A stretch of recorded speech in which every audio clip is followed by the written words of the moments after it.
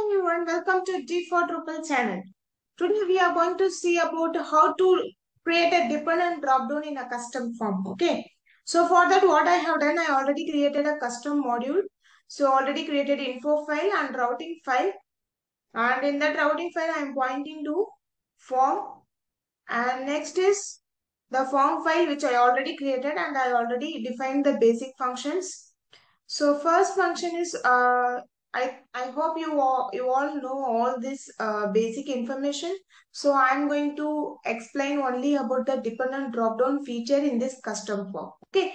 So first I already defined the form ID for this particular form, and next is build form.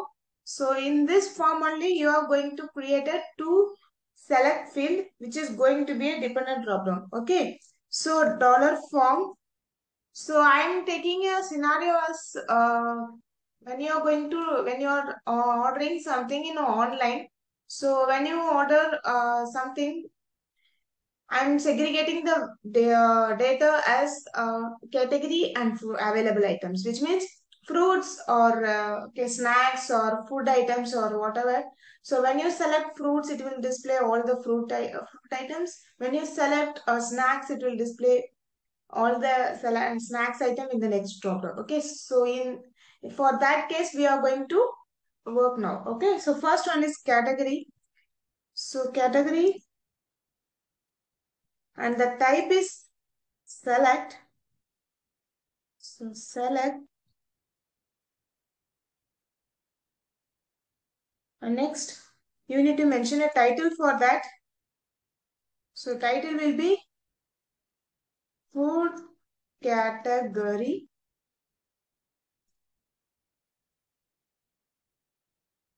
So next one is options. For the select field, you have to give the option, right?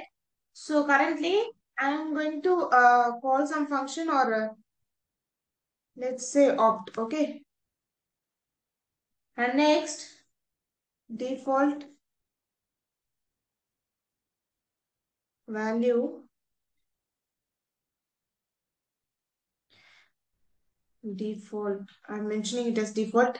We'll define this variable once we created a select form. Okay, select field. And next is, this is the main which you need to use, that is Ajax API. So you need to mention Ajax here. So this Ajax is for which callback. So when you want to fetch items based on the category, you need to call some function where you are going to return the available app options of you based on the category. Okay. So for that you have to do the callback. So I'm going to mention drop down callback. And next is the wrapper. So wrapper you need to mention like wrapper is like container. So when you select this particular category, which particular field you want to rebuild. So you need to mention that. So I'm mentioning that as container. And this is going to happen on which event? So on change, right? On change of select, right? So you have to mention change here. Okay. So that's it about this field.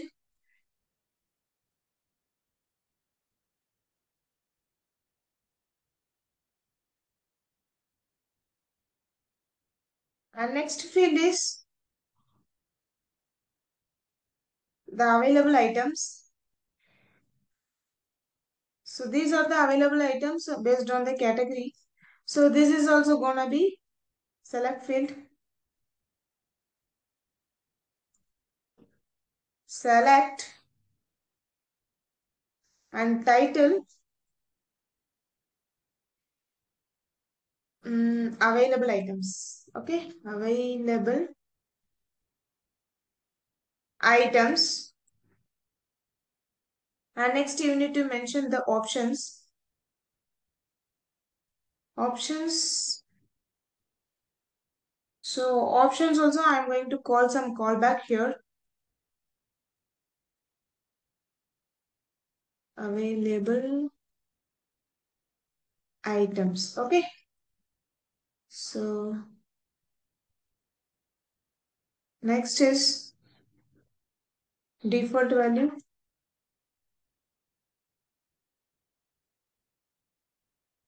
I'm going to mention like default item. Okay. So next, here you mentioned the container, right? So this is the container. So this need to be added for this particular field, right? So that the dependent field will be refreshed. So for that, what I'm going to do, I am going to add prefix and suffix. Prefix. So opening the div tag and ID for that. ID with the name of what we mentioned above. And suffix. Suffix will be the close tag of the div. Okay. So now we successfully added two form here. And next you need to mention the submit button. Submit. So that will be type of submit. So type equal to submit. And next you need to mention the value. Hash of value. That is also I'm going to keep submit. If you want, you can change. And that's it about the form. Return dollar form. Okay. Okay. Hmm. Okay. What happened?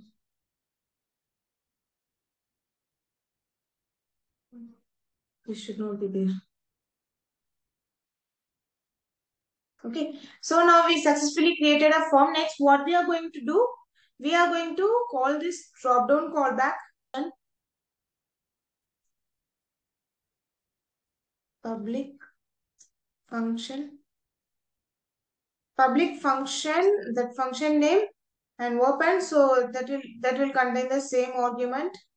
So copying the same argument and pasting it here. So in this, what I am going to do, I am going to return the second fields. Okay. So for that first field callback, once that callback done, the second field will be refreshed. So for that, you have to return this in this callback function. Okay. And this is done.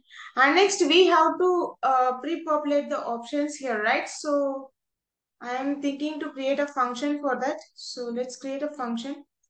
Function food category.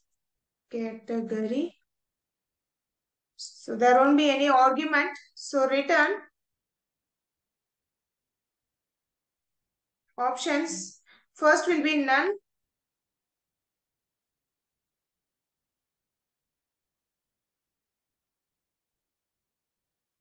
And next one is fruits.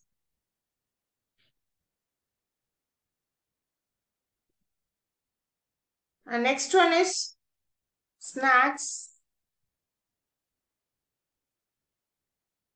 Okay. So that's it. We have two category now, fruits and snacks. And next one is, so we already have this function, right? So which means we can call this function for that options, right? So instead of mentioning opt, so let me call $opt equal to, I'm going to use static keyword here. So static means it will call the function which is available for this particular class. It will not go to the base class. Okay. So food category. So this will be fetched from here. So all the options will be fetched from food category and that will be assigned to these options. Okay. So let me refresh the form and show you how it is now. Okay. So now you can see there is two options. One contains food snacks and next doesn't contain anything. So we have to do one more. And next one is we have to do for the available options, right? So let's call to the available options. So for available options, you need to pass an argument here because based on this category only, we are going to fetch this value, right? So let it be static, and I'm going to pass an argument here. So we need to get a default value and pass, okay? So here you need to fetch a default value. So if empty of the value will be from the form state variable. So form state stands to get value of the category. So if there is no options available, so I'm going to mention the category value. So cat value will be none, right? Or else what I'm going to do, I'm going to assign this value to the cat. Okay. It's category. So now you can get the category value of this particular field. Okay, so I got it and I'm passing here. So available options, you need to define this function now. So as like drop down food category. So public function available options. So this will contain the category as an argument. So I would like to open a switch case here. So let me open a switch of $cat.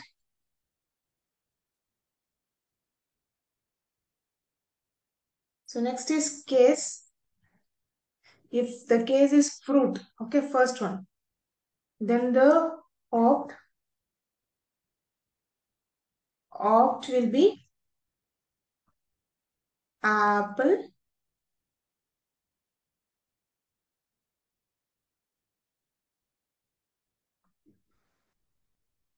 orange,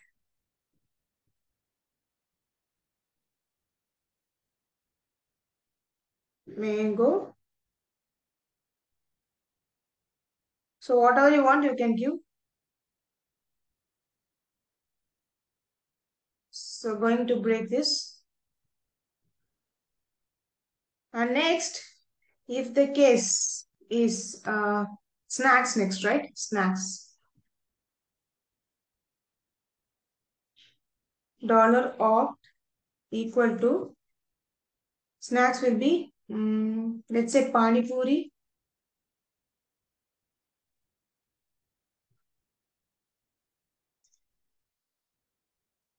and kachori,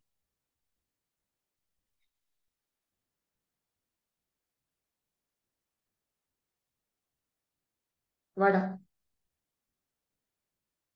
Okay. So we have all these as a snacks. So I'm going to break this too. So when you have these two value you mentioned, but when you have when you doesn't have anything, you need to mention some default, right? So for that, I'm going to mention option as $opt equal to none. So here you need to mention none here. So hyphen none hyphen. Okay. So let's break this too. And next, switch is over. After that, I'm going to return the option $opt. Okay. So this available item will be called for this second drop down.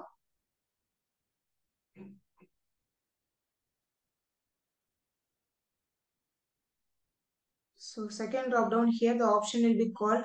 So the default value for this you need to mention. So as like how you mention for the category. So I'm going to use it in a single line. So I'm going to call. So $form. Let copy this and paste it. So copying this and pasting here.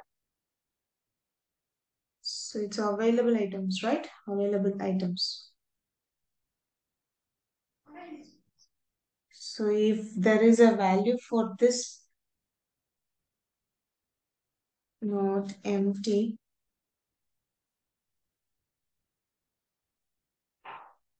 If it is not empty, so it's gonna return the same. If not, it will be returning the null value. Okay. So now we assign the option for the first one and assign default value for the first one. And for next, we call the available option based on this category value. So default value, you have to mention cat here. So we are passing the cat value here. So based on the cat value, we will get the option here. So this will happen based on this callback and the container. So this container is assigned to this. I think we are done all. So let me refresh and show you. And I think we have will complete one thing. Okay, select. So we need to rebuild the form state. Okay. So let me tell you how to do that. For that, what you have to do, you have to get a trigger value. So what type of trigger it is? So when you do the Ajax call, so it will call a submit internally in Drupal. Okay. So when the Ajax is happening, you need to mention what type of submit it is. It is type of form submit or Ajax submit. Okay. So for that, I am going to mention dollar form states tends to get trigger triggering element. Okay. So get triggering element and that is hash of value. So here I will get what type of triggering element it is. I think the spelling is correct. Let's see. So it's dollar trigger.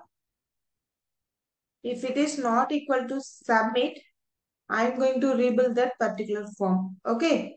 So the form will be dollar form states tends to set rebuild. Okay. So let's go to our form and check how it is working now.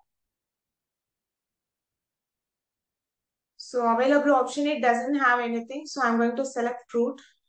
So you can see apple, orange, mango. So when you select snacks, it is saying pani puri, kachori, vada. Okay. So you can submit it based on the value. That's it. And I will attach this particular module in Git and I will add it in the description. If you want, you can go and check it. Okay. And one more thing I want to tell you.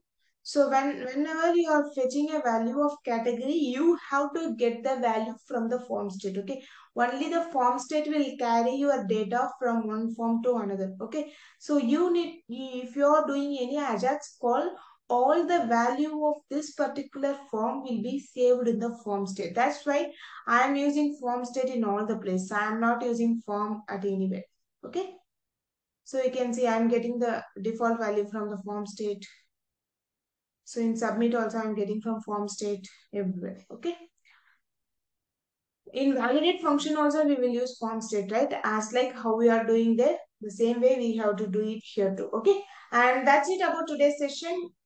Hope everyone likes it. And I am hoping everyone understood it very well. If you like the video, please share, like and subscribe to my channel. Thank you. Bye.